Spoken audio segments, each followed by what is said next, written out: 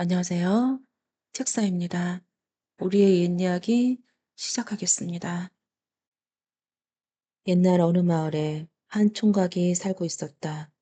어려서 부모를 잃고 남의 집살이를 하면서 어렵게 사는 터라 혼인은 꿈도 꾸지 못하고 있었다. 천성이 꽤나 고지식하여 저 사는 마을을 한치도 벗어나 보지 못한 채 손에 일거리가 떨어질 날이 없었다. 어느 날 총각이 일하러 나가는데 정자묘나무 밑에서 쉬던 노인이 그를 불러 세우더니 뜬금없는 말 한마디를 던졌다. 그래, 자네는 평생을 그렇게 살 텐가? 저 사는 게 그렇죠, 뭐. 여보게, 사람이란 다 제복을 타고 나는 법이라네. 무언가 길을 찾아야 할지. 듣자니 서천서역국에 가면 복을 탈 수 있다는 걸? 그 말에 총각이 솔깃해서 물었다. 어르신, 그 서천서역국이 어디로 가는 건가요? 아, 그거야 뭐 서쪽에 있으니 서천서역국이 아니겠는가? 고지식한 총각은 그 말 그대로 믿어버렸다.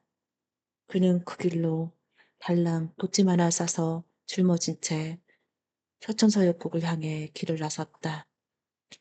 노인이 가르쳐준 대로 무턱대고 서쪽으로 향해 길을 잡고 곧장 걸어갔다.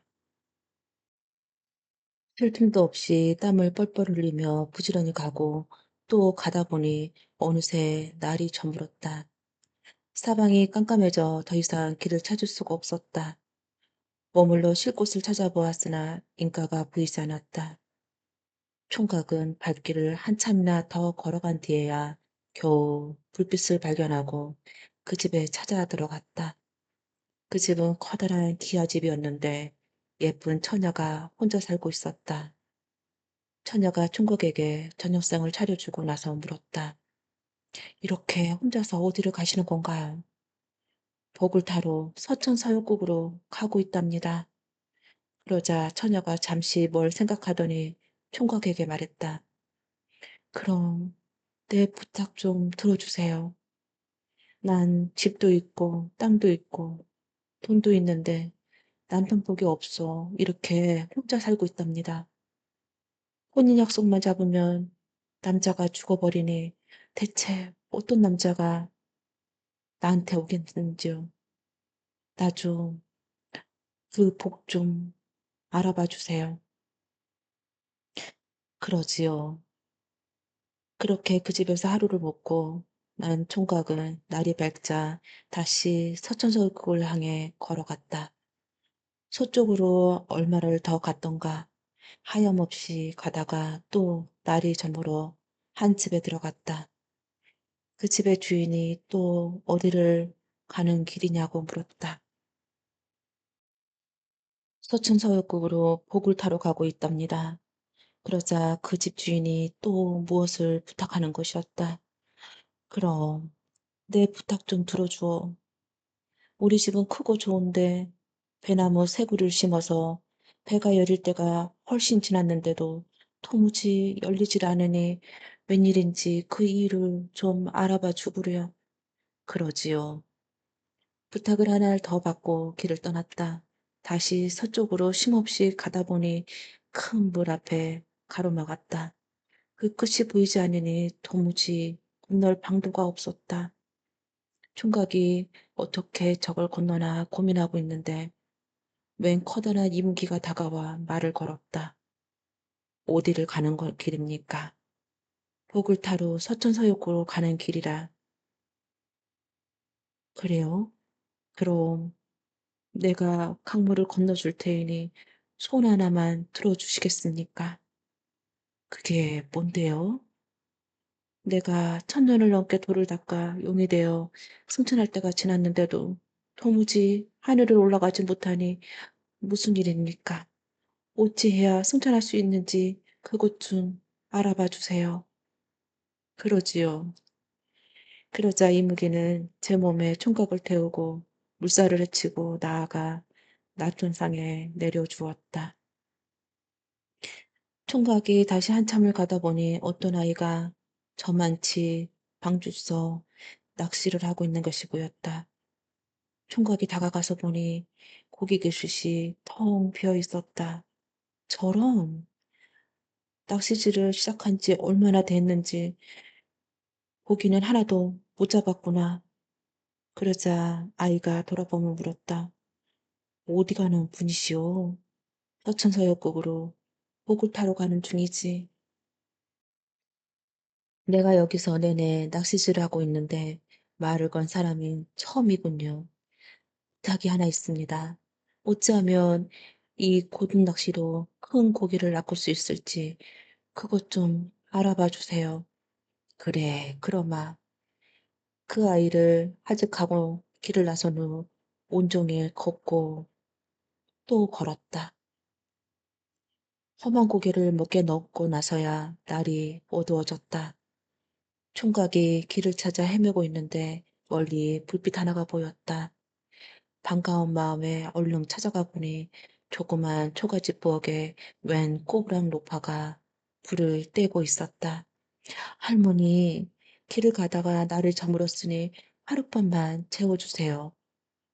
이 춥고 누추한 집에 어찌 머물고 아무래도 괜찮습니다. 그럼 들어오구려. 노파가 저녁상을 차려주는데 상에 놓인 것이라곤 찬물 한 그릇과 무 세 조각뿐이었다. 이게 내가 먹고 사는 것이라오. 그 다음 날 아침에 오른 음식 또한 저녁과 다를 게 없었다. 그런데 총각은 뭐라로 어디를 가는 길이오? 서천서역국으로 복을 타러 가는 길이랍니다. 그러자 노빠가 뜻밖의 말을 꺼냈다. 어딜 가서 복을 타겠다고? 더 가봐야 소용없으니 그냥 돌아가구려. 돌아가면 수가 날 게야. 그러자 총각이 말했다. 어른들의 부탁을 받은 게 많아서 그냥 갈 수가 없는걸요? 부탁은 또 무슨 부탁이 있고 그래. 총각은 오는 길에 이것저것 부탁받은 이야기를 노파에게 하나하나 들려주었다. 그래? 그건 뭐 별것도 아니구먼. 낚시하는 아이는 그냥 뺨 한번 호되게 때려주면 그만이야.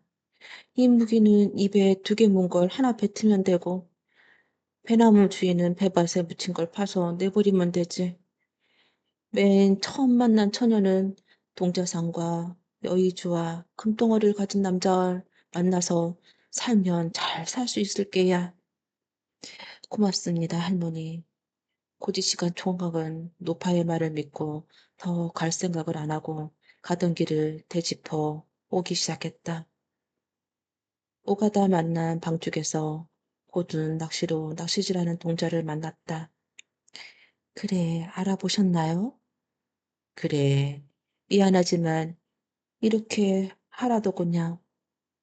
그러면서 총각은 다짜고짜 아이의 뺨을 후려갈렸다. 그러자 아이가 훌쩍 넘어지는데 가만히 살펴보니 사람이 아니라 무 비슷하게 생긴 뿔이었다. 생긴 게 꼭 어린애 같았다. 총각은 그 뿌리를 짊어지고 다시 길을 나서서 이무기를 만났다. 그래, 내 소원을 알아보셨소. 알아봤지.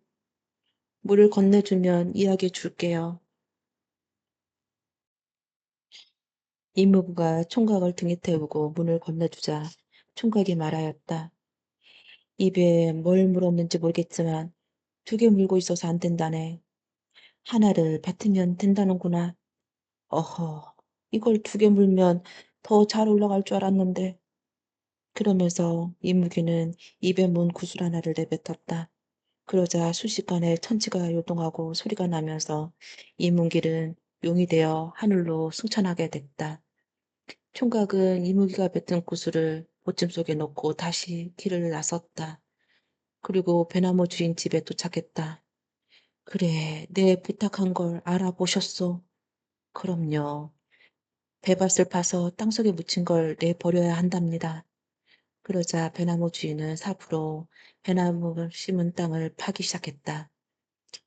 땅을 파보니 배나무 게 누르스름한 돌덩이가 박혀 있었다. "이건 당신 것이니 가지고 가구려." 그렇게 해서 총각은 돌덩이를 짊어지고 길을 나섰다. 한참을 걸어 처녀가 살고 있는 기아 집에 이르렀다. "그래, 길은 잘 다녀오셨고 부탁한 일은 알아보셨나요?" "그럼요. 그런데 쉽지가 않겠습니다. 동자상과 여의주와 금덩어리를 가진 남자를 만나야 잘 살 수 있다고 하던걸요. 그러기 전에 100명을 만나도 소용이 없답니다." 그러자 여자가 "에고, 그런 사람을 어찌 만나누?" 하고 한숨을 푹 쉬더니 총각에게 물었다. "그래, 당신이든 어찌 되었습니까? 복을 타셨나요?" "그냥 돌아가라고 해서 별 볼 일 없이 돌아왔답니다. 오다가 못부리와 구슬 하나와 돌덩이만 얻었지요." "어디 한번 볼까요?" 총각이 보찜을 불어서 물건을 들어 보여주자 여자가 자세히 들여다보더니 반색을 하는 것이었다. "아니, 이게 웬일이랍니까? 이건 봉사삼이 불명하고 이건 여의주군요. 또 이건 금덩어리가 여기 있어요. 내가 이제야 천생배필을 만났습니다. 나랑 함께 잘 살아봅시다." 그렇게 해서 남의 집살이 하던 총각은 예쁜 여자와 결혼해서 평생을 행복하게 잘 살았다고 합니다.